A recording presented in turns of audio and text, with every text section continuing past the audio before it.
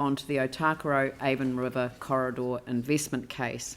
Yes. And I'll just run through each of these resolutions because I've added one there. Endorses the investment case and I've accepted that attachment D has to be accepted on this case because the entire investment case couldn't be written into the recommendation. For the Otākāro Avon River corridor, which will allocate $40 million of the Christchurch Regeneration Acceleration Facility to create pathways and connections along the full length and across the corridor, establish basic public facilities at up to 7 landing sites and commence the restoration of ecological areas and community activation at a number of priority sites within the river corridor. 2, supports a proposal to the Christchurch Earthquake Appeal Trust seeking the funding of 3 pedestrian and cycle bridges and 2 landings, and authorises the General Manager, Strategy and Transformation to negotiate and enter into such documentation as shall be required or necessary to give effect to the Council's decision. And then 4, request Council explore potential private and philanthropic investment in elements of the Green Spine to maximise opportunities to increase public amenity while reducing the impact on the publicly funded investment. And that would be a good outcome. Well, I've got to get a mover and a seconder first, so you'd like to move it? Moved by, yeah, I'll move it. Moved by Phil Major, seconded by James Daniels. So I'll now open it up for discussion. Tim. Just to ensure moving forward, I do think some of the costings have to be looked at in more depth. It is our job to do that and to cross-pollinate across the table, etc. But I do think that we need to look at these because when we talk about public investment, private investment and philanthropic, we do have to make sure that we have got these correct and that they can justify and be stood up to rigorous cross-examination, because anyone putting in private money or philanthropic will certainly want to be getting their value for their money. Cheers. Thank you. Any other? Yanni?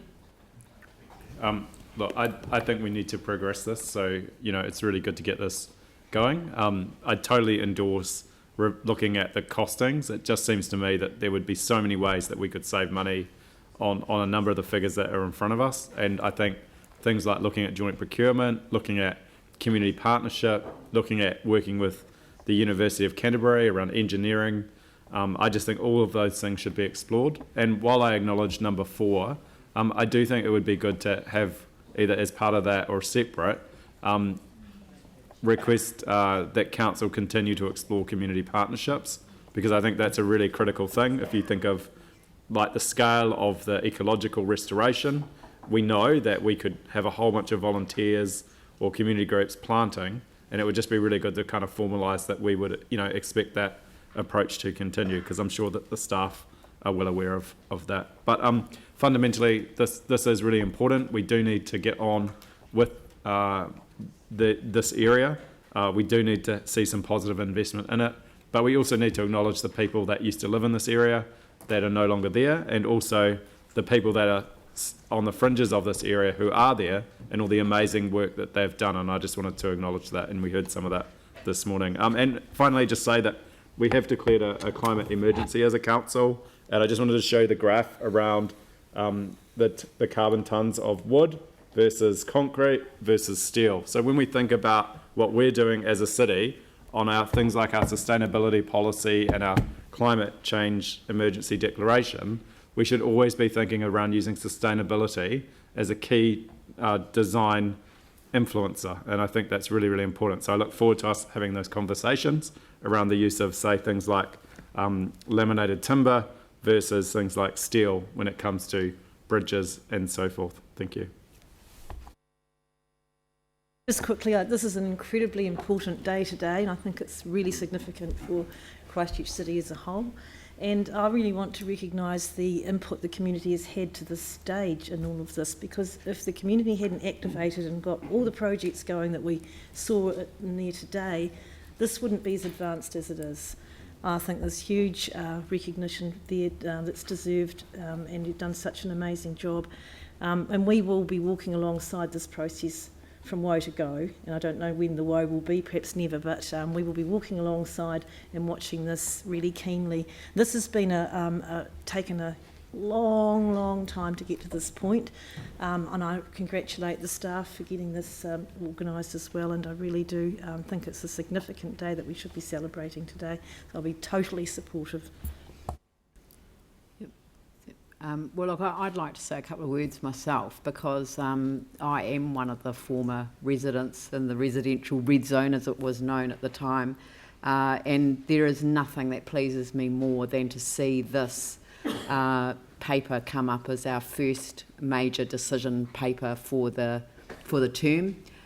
It really does establish the basis for moving to realise the dream of those of us who used to live in these areas, that this would become an incredible place of public amenity, and that it would add value to the whole city. It doesn't just belong to those that live there, it belongs to the whole city. In fact, it is a resource that will attract people to Christchurch, for people who already live here.